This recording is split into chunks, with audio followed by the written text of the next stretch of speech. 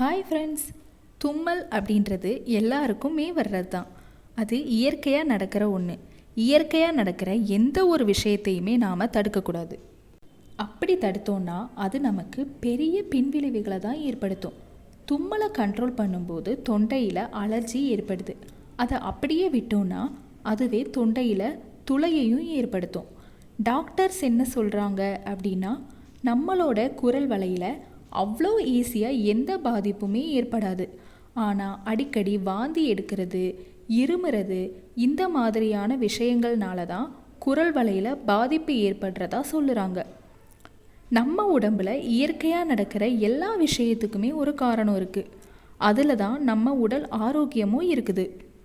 First தும்மல் ஏன் வருது அப்படின்னு பார்த்தோன்னா, ஏதாச்சும் அழுக்கு, புகை, தூசி போன்ற துகள்கள்லாம் நம்ம மூக்குக்குள்ளே போகும்போது அதை நம்ம உடம்புக்குள்ளே போக விடாமல் தடுக்கிறதுக்காக தான் தும்மலே ஏற்படுது.